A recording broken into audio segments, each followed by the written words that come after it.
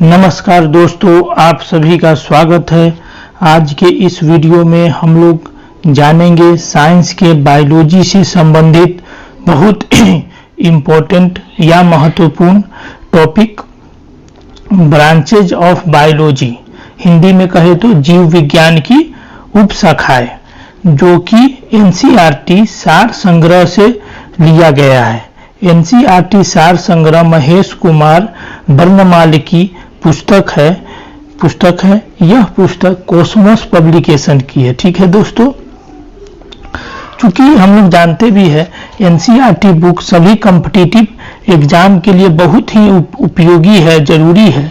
इसलिए यह वीडियो उपयोगी है बीपीएससी, यूपीएससी, झारखंड पीएससी अर्थात डिफरेंट पीएससी के लिए और बिहार एसआई, एसएससी मतलब डिफरेंट कॉम्पिटिटिव एग्जाम के लिए बहुत ही जरूरी है। ठीक है दोस्तों, देखिए सबसे पहले हम लोग बायोलॉजी पढ़ने जा रहे हैं, तो बायोलॉजी है क्या, पहले इसको देख लेते हैं। बायोलॉजी है क्या?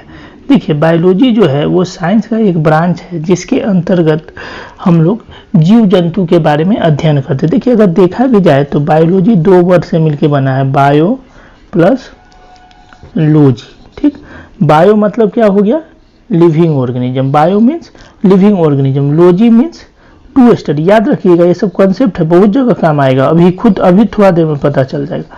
लॉजी मतलब टू स्टडी, तो पूरा का मतलब क्या हो गया, तो पूरा का मतलब हो गया बायोलॉजी साइंस का वह ब्रांच है जिसमें हम लोग लिविंग ऑर्गेनिज्म का क्या करते हैं, स्टडी करते हैं।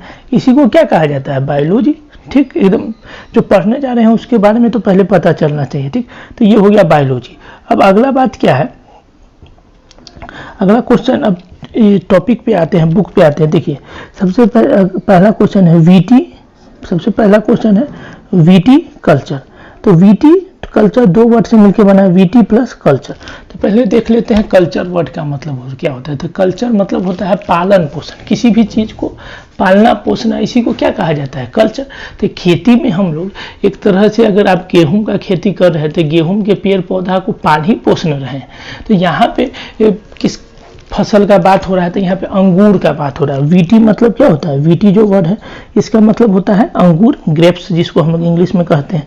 ठीक, तो अंगूर की खेती करना, अंगूर को उत्पादित करना, इसी को क्या कहा जाता है, वीटिकल्चर। ठीक, नेक्स्ट क्वेश्चन क्या है, जीरेंटोलॉजी। नेक्स्ट क्वेश्चन क्या है, जीरेंटोलॉजी। देखिए जीरेंटोलॉजी में हम लोग किसके बारे में अध्ययन करते हैं, जीरेंटोलॉजी में हम लोग फिर अभी देखिए, अभी का कंसेप्ट तुरंत अभी काम आ जाएगा। जीरेंटोलॉजी वर्ड अभी बताए थे आपको, लॉजी मतलब क्या होता है, टू स्टडी। लॉजी मतलब क्या होता है, टू स्टडी। ठीक, स्टडी मतलब उसके बारे में पढ़ना। और जीरेंटो मतलब क्या हुआ, अब देखिए जीरेंटो मतलब क्या हुआ, जीरेंटो मतलब होता है वृद्धावस्था। जीरेंटो मतलब क्या हुआ, वृद्धावस्था या आयु वृद्धि, ये भी कह सकते हैं। वृद्धावस्था मतलब आयु वृद्धि होगा तो क्या होगा, धीरे धीरे आदमी वृद्ध होता है। ठीक, तो जीरेंटोलॉजी विज्ञान का वह शाखा है जिसमें हम लोग वृद्धावस्था एवं आयु वृद्धि के प्रभाव के विषय के बारे में अध्ययन करते हैं। खत्म बात। नेक्स्ट क्वेश्चन क्या है, नेक्स्ट क्वेश्चन है वर्मी कल्चर क्या है। देखिए अभी आपको बताया है कल्चर मतलब क्या होता है, कोई भी चीज का पालन पोषण, कोई भी चीज के पालन पोषण को ही हम लोग क्या कहते हैं, कल्चर कहते हैं। क्या दिक्कत है इसमें। ठीक, तो वर्मी कल्चर में हम लोग अर्थवर्म को, जिसको हिंदी में केचुआ कहा जाता है, याद रखिएगा हिंदी में केचुआ कहा जाता है और इंग्लिश में अर्थवर्म कहा जाता है।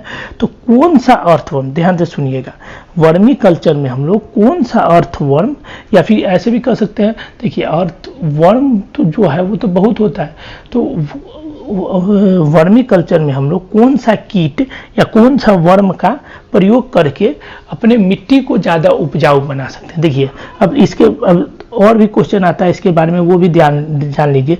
अर्थवर्म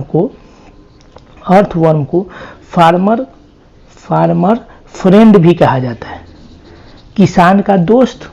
अब भाई किसान का दोस्त किसी वर्म को क्यों कहा जाएगा, किसी कीट को क्यों किसान का दोस्त कहा जा रहा है, तो किसी कीट को या अर्थ वर्म को फार्मर का फ्रेंड इसलिए कहा जाता है क्योंकि वो मिट्टी को पोरस बना देता है। मिट्टी को पोरस बना देता है मतलब पोरस मतलब होता है मिट्टी को हल्का बना देता है। ठीक, तो हल्का मिट्टी होगा तो जड़ को एक जगह से दूसरे जगह जाने में क्या मिलेगा, आसानी मिलेगा। तो जड़ एक जगह से दूसरे जगह जाएगा तो आसानी तरीके से वाटर का एब्जॉर्प्शन होगा, जिससे पेड़ का वृद्धि अच्छा होगा, तब ना पेड़ का प्रोडक्शन अच्छा होगा।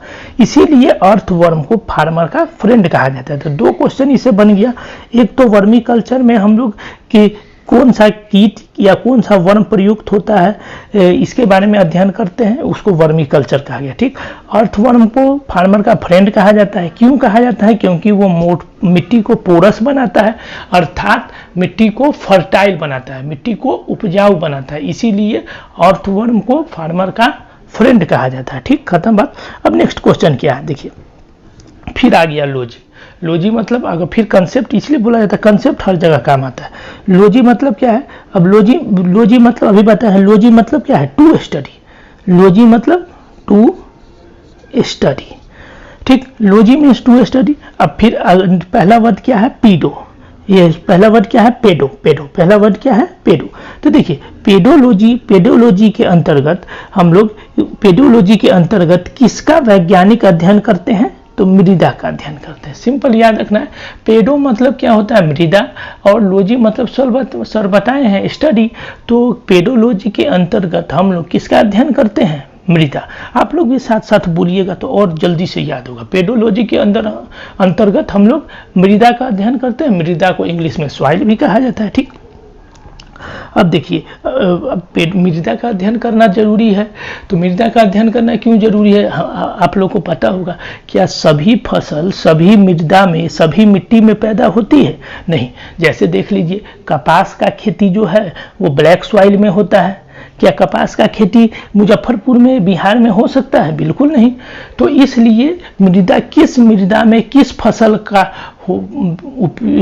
पैदावार अच्छा होगा, ये सब चीज़ का, या अन्य मृदा के क्वालिटी जैसे मिट्टी का पीएच क्या है, फिर मिट्टी में सैलिनिटी क्या है, मिट्टी में फास्फोरस क्या है, मिट्टी में पोटेशियम, ये सब चीज़ों का अध्ययन करते हैं हम लोग पेडोलॉजी के अंतर्गत। ठीक, समझ गए होइएगा। अगला क्या है, फिर आ गया फिर एक और आया लोजी। लोजी मतलब तो फिर पढ़ लिया, अब एकदम दिमाग में घुस जाना चाहिए कि लोजी मतलब तुरंत आया तो लोजी मतलब टू स्टडी। और एंथो, अगला वर्ड क्या है, एंथो। एंथो मतलब क्या, फूल। एंथो मतलब क्या होता है, फूल। तो मिला दीजिए, फूल का अध्ययन लेकिन सब कहता है कि बहुत मुश्किल है। अरे मुश्किल क्या है, समझिएगा तो सब आसान होगा। एंथोलॉजी, फूलों के अध्ययन को एंथोलॉजी कहा जाता है। क्या दिक्कत है, फूलों के अध्ययन को एंथोलॉजी कहा गया।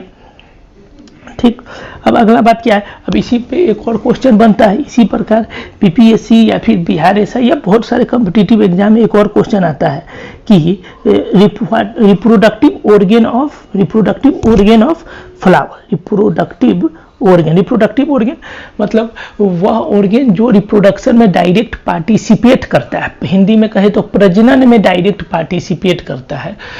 पेड़ पौधों का वो कौन सा ऑर्गेन है, कौन सा पार्ट है जो पेड़ पौधों में रिप्रोडक्टिव ऑर्गेन है, प्रजनन का अंग है, तो वह कौन सा अंग है, फूल। याद रखिएगा, सेकेंड क्वेश्चन यहाँ ये भी बना, फूल मतलब फ्लावर। फूल मतलब flower. Flower is the reproductive organ of plant. Hindi में कहे तो फूल जो है वह पेड़ पौधों का प्रजनन अंग है। समझ गए, दो क्वेश्चन मतलब एंथोलॉजी के अंतर्गत हम लोग फूलों का अध्ययन करते हैं। आप दूसरा क्वेश्चन क्या बन सकता है, प्लांट का रिप्रोडक्टिव ऑर्गेन क्या है, तो प्लांट का रिप्रोडक्टिव ऑर्गेन फ्लावर है। ठीक, एकदम क्वेश्चन जो बन सकता है प्रयास करेंगे सब बता देने का। ठीक, ये बात हो गया। अब देखो अगर और क्वेश्चन देखना चाहेगा इसके अंतर्गत और क्वेश्चन भी बनता है। तो आप सर जब आप बोल रहे हैं कि रिप्रोडक्टिव ऑर्गेन है प्लांट का, तो प्लांट का रिप्रोडक्टिव ऑर्गेन है तो दो ऑर्गेन होना चाहिए, एक मेल और दूसरा फीमेल। फ्लावर है तो एक मेल होगा, दूसरा क्या होगा, एक मेल है दूसरा क्या होगा, फीमेल होगा। तो एक मेल है दूसरा फीमेल है, तो मेल का रिप्रोडक्टिव ऑर्गेन क्या होगा, मेल के रिप्रोडक्टिव ऑर्गेन को सर क्या कहेंगे, तो देखिए जो मेल का जो रिप्रोडक्टिव ऑर्गेन होता है उसको पोलन ग्रेन कहा जाता है। मेल के रिप्रोडक्टिव ऑर्गेन को पोलन ग्रेन कहा जाता है। तो फीमेल के रिप्रोडक्टिव ऑर्गन को क्या कहा जाता है? देखिए, फीमेल का रिप्रोडक्टिव ऑर्गन को स्टिग्मा कहा जाता है। क्या कहा जाता है? स्टिग्मा। ऐसे मेन रिप्रोडक्टिव ऑर्गन कौन है? ओवरी। मेन रिप्रोडक्टिव ऑर्गन कौन है? ओवरी। ठीक। अगर फिर देखिए, अब ओवरी जो है, अगर फीमेल का पूरा रिप्रोडक्टिव ऑर्गन का बात किया जाए तो फ्लावर का पूरा रिप्रोडक्टिव ऑर्गन 3 है: स्टिग्मा, स्टाइल, ओवरी। याद रखिएगा, स्टिग्मा, पहला स्टिग्मा, दूसरा स्टाइल और तीसरा ओवरी। ठीक, याद रखिए। अब इसका भी और डिटेल बता देते हैं। ठीक, stigma, style, ovary, stigma, style, ovary. अब देखिए, इसका ट्रिक भी आप भूल के भी कभी नहीं भूल सकते हैं कि आप नींद में भी कोई पूछेगा कि प्लांट का, फ्लावर का रिप्रोडक्टिव ऑर्गन बताइए, तो तुरंत बताइएगा। देखिए, माँ पहला वर्ड क्या है, तो इसमें ट्रिक बताना है आपको। क्या बताना है? ट्रिक बताना है। ध्यान से सुनिएगा। इस पर क्या बताए थे? स्टिग्मा, स्टिग्मा, माँ। दूसरा क्या बताए थे? स्टाइल। तीसरा क्या बताए थे? ओवरी। ठीक। अब माँ हमेशा कौन होगी? पापा को माँ कहिएगा क्या? नहीं, माँ तो हमेशा फीमेल होगी। फीमेल रिप्रोडक्टिव ऑर्गन के बारे में हम लोग देख रहे थे। क्या देख रहे थे? फीमेल रिप्रोडक्टिव ऑर्गन के बारे में देख रहे थे। तो फीमेल रिप्रोडक्टिव ऑर्गन, माँ हमेशा कौन होगी? फीमेल। और दूसरा है स्टाइल। अब स्टाइल जो है, लड़कन ज्यादा मारेगा कि लड़की? लड़का ज्यादा स्टाइल मारेगा कि लड़की? तो लड़की ज्यादा स्टाइल मारती है। इसमें गुस्साने का कोई बात नहीं है, बस मजाक है। मजाक भी नहीं है, एक समझने का वो है जिससे हमको याद रहे बहुत दिनों तक। देखिएगा, लड़की लोगों को तैयार होने में बहुत टाइम लगता है। लड़का लोग को क्या है? पैंट पहने, शर्ट पहने, चप्पलें पहने चलती है, हो गया। तो स्टाइल फीमेल रिप्रोडक्टिव ऑर्गन है। ओवरी तो भाई सबको पता रहता है, ओवरी जो है वो फीमेल रिप्रोडक्टिव ऑर्गन है। तो याद रखिएगा, यह 3 जो है वह फीमेल रिप्रोडक्टिव ऑर्गन है। याद रहेगा। अब मेल का, मेल रिप्रोडक्टिव ऑर्गन क्या है? तो मेल में याद रखिएगा एंथर और फिलामेंट। क्या याद रखिएगा? मेल में क्या याद रखिएगा? एंथर और फिलामेंट। मेल में क्या याद रखिएगा? एंथर। मेल में क्या याद रखिएगा? Anther, anther plus filament. Anther plus filament, ANTHER, लिखते भी रहिएगा। मेल का क्या हो गया? एंथर और फिलामेंट। और फीमेल का क्या हो गया? Stigma, style, ovary. ट्रिक भी हो गया, याद रखिएगा। ये क्वेश्चन कितने कॉम्पिटिटिव एग्जाम में आया हुआ है कि फीमेल का, मेल का। ठीक, तो ज़्यादा बात को बढ़ाते नहीं है, हो गया। फूल के बारे में समझ गए, जो क्वेश्चन बन सकता था वो सब पढ़ लिया। अब आगे क्वेश्चन है, कीटों के वैज्ञानिक अध्ययन को क्या कहा जाता है? देखिए, तो सबसे एकदम ध्यानपूर्वक पढ़िएगा। लोजी मतलब अभी बताए हैं। लोजी मतलब क्या होता है? टू स्टडी, पढ़ना। इंटोमो मतलब क्या होता है? क्या है? एंटोमो। एंटोमो मतलब क्या होता है? एंटोमो मतलब होता है इंसेक्ट। एंटोमो मतलब क्या होता है? इंसेक्ट। कीट को इंग्लिश में इंसेक्टे ना कहते हैं भाई। तो इंसेक्ट को अध्ययन को, कीटों के अध्ययन को हम लोग क्या कहते हैं? एंटोमोलॉजी। क्या कहते हैं? एंटोमोलॉजी। खत्म बात। अब अगला क्वेश्चन क्या है? अगला क्वेश्चन क्या है? नेक्स्ट क्वेश्चन है, जनसंख्या एवं मानव जाति के आंकड़ों के अध्ययन को क्या कहलाता है? ठीक, देखिए, जनसंख्या एवं मानव जाति के आंकड़ों के अध्ययन को हम लोग जनांकिकी या डेमोग्राफी कहते हैं। क्या कहते हैं? डेमोग्राफी कहते हैं। नेक्स्ट क्वेश्चन क्या है? जीवाश्म वनस्पति। नेक्स्ट क्वेश्चन क्या है? जीवाश्म वनस्पति।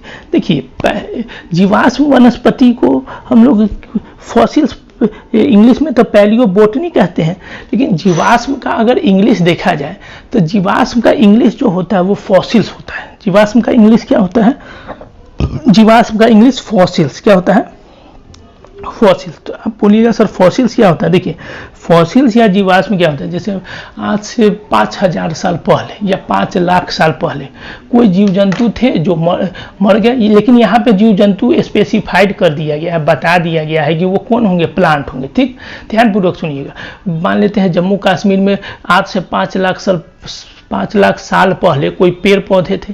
ठीक, कोई प्राकृतिक आपदा आया जिसके कारण सारे पेड़ पौधा टूट के जमीन पे गिर गए। जमीन पे गिर गए, बर्फ था, बर्फ उसके ऊपर आ गया, फिर मिट्टी का लेयर आ गया, सब जमीन के अंदर छिप गया। ठीक, तो 5,000 या 5 लाख साल पहले जब जमीन का 5 लाख साल पहले जब ये जमीन के अंदर दब गए और अब उसको खुदाई करके हम लोग देखते हैं, उसके बारे में अब हम लोग अध्ययन करेंगे, तो हमको क्या होगा, हमको पता चलेगा, हमको पता चलेगा कि उस समय उस पेड़ का क्या कैरेक्टरिस्टिक फीचर था, कैसा फूल था, कैसा स्टीम था, कैसा रूट था, कैसा लीफ था, इसके बारे में हम लोग को पता चलेगा। ठीक, जीवाश्म समझ गए ना, मतलब पीछे के मतलब आज से 5 लाख साल पहले कोई भी, इसमें प्लांट अभी दिया गया है, लेकिन एनिमल्स भी आते हैं, जीवाश्म में एनिमल्स भी आते हैं।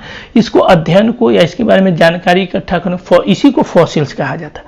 अब इस फॉसिल्स के अध्ययन को अगर हम लोग, अब बात को कंक्लूड कर देते हैं, अगर हम लोग पेड़ पौधों के फॉसिल्स को पढ़ते हैं तो इसी को क्या कहा जाता है, पैलियोबोटनी।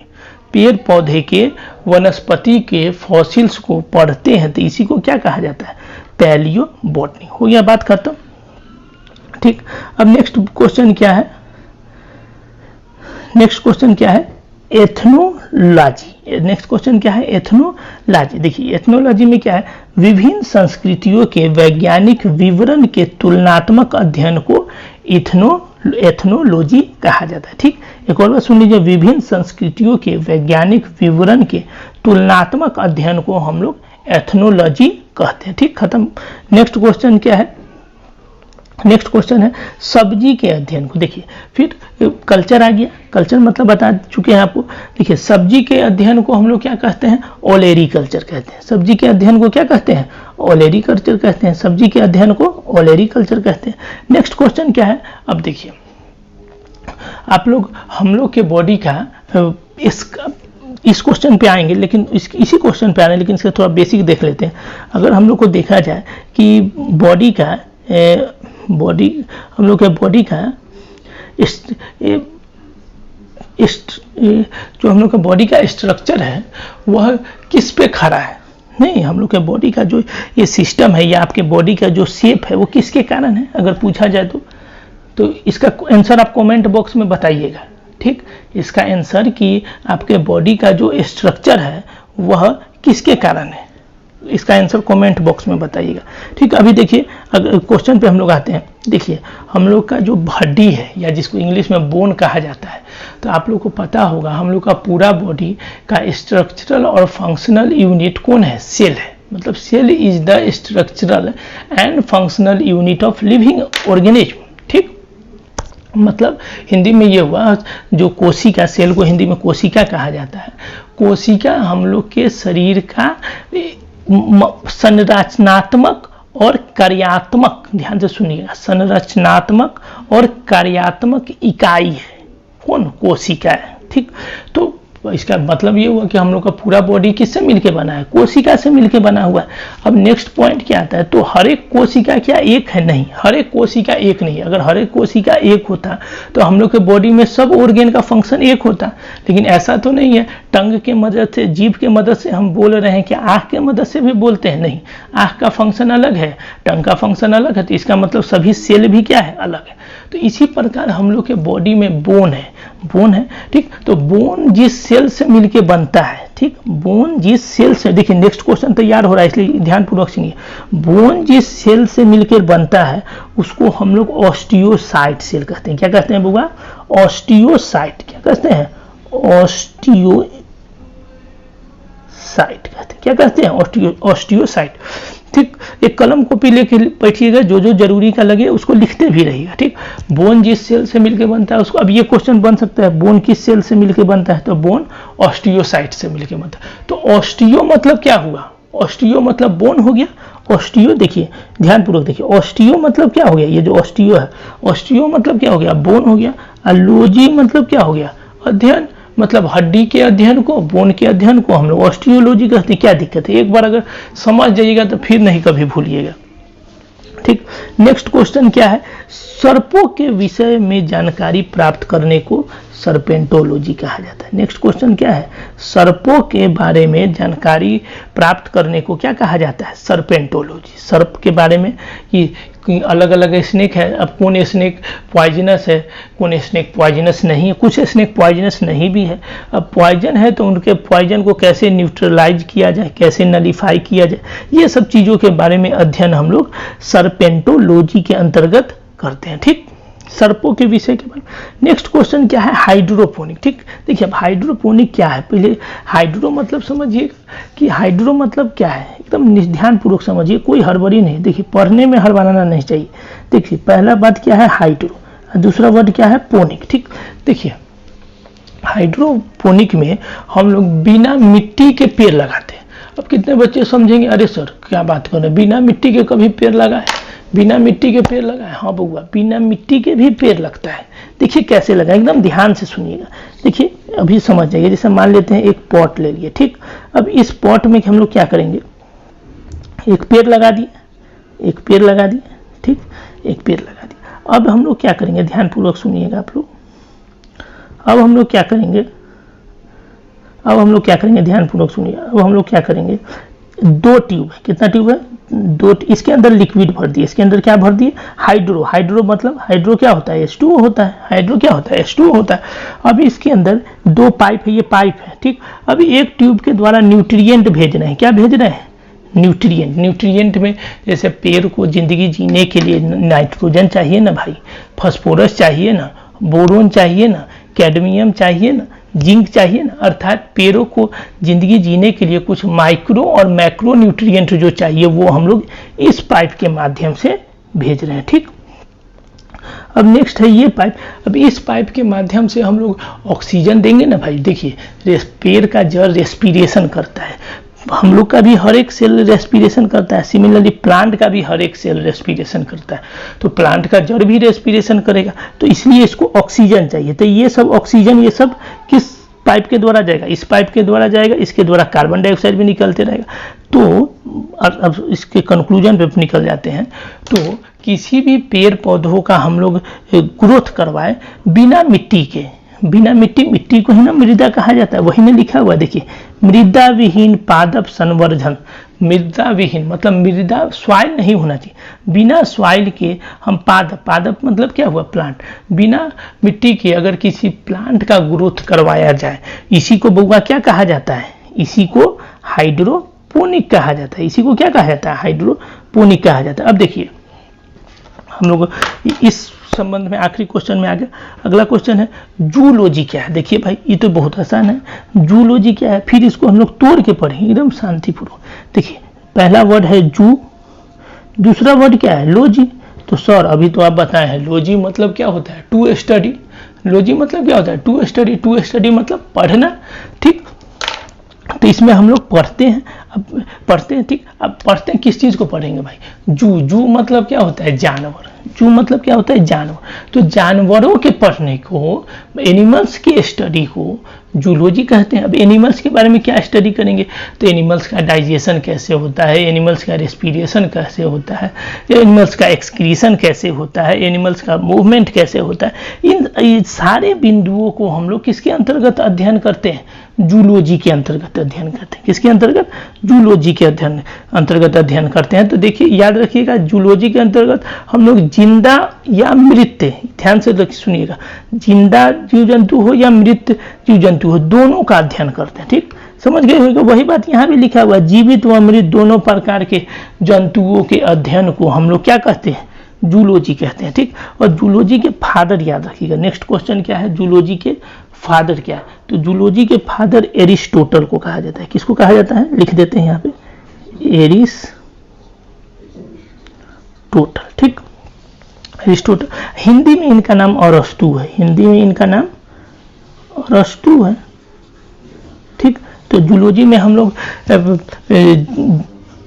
जीवित एनिमल, जीवित या मृत एनिमल के बारे में अध्ययन करते हैं। नेक्स्ट क्वेश्चन क्या है, इसके फादर कौन है, फादर इंग्लिश में अरस्तु कहा जाता है, हिंदी में एरिस्टोटल कहा जाता है। अब देखिए एक और इसी का ब्रांच है, आप लोग पढ़े भी हुईगा, बायोलॉजी के दो ब्रांच है, बोटनी और जूलॉजी। तो नेक्स्ट इसी का एक पॉइंट बनता है, यहाँ पे दिया नहीं है लेकिन हम आपको बता देते हैं, इसी का एक पॉइंट बनता है बोटनी।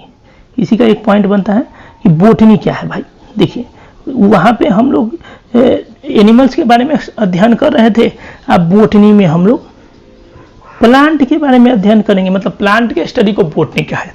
तो सर इसके फादर कौन है? देखिए तो इसके फादर मतलब बोटनी के फादर कौन है? देखिए बोटनी के जो फादर है, स्पेलिंग क्या है? BOT, टी एक कारण से बता रहे हैं। देखिए बोटनी के फादर है थियोफ्रेस्टस,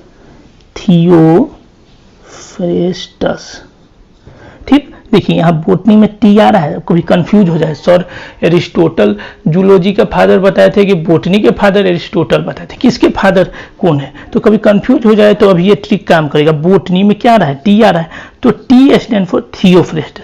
तो बोटनी के जनक, हिंदी में फादर को जनक कहा जाता है, तो इसी को क्या कहता है? थियोफ्रेस्टस, ठीक। देखिए वीडियो का साइज थोड़ा बड़ा हो रहा है, इसलिए इसका एक और पार्ट है कि अब जो डिफरेंट जो बायोलॉजी का ब्रांच है, जैसे जूलॉजी हुआ, बोटनी हो गया, साइटोलॉजी हो गया, बैक्टीरियोलॉजी हो गया, माइक्रोबायोलॉजी हो गया, इसके जनक कौन है, इसके फादर कौन है, इसका वीडियो हम नेक्स्ट वीडियो बना देंगे। आपको ये वीडियो कैसा लगा आप ज़रूर बताइएगा, और आपसे विनम्र निवेदन है कि मेरे इस चैनल को सब्सक्राइब कर लीजिएगा, शेयर कर लीजिएगा, और डिफरेंट दोस्तों को वो शेयर करिएगा, ठीक। और जो बेल आइकन है उसको ज़रूर एक बार बजा दीजिएगा, ठीक है। थैंक यू दोस्तों, जय हिंद, जय भारत।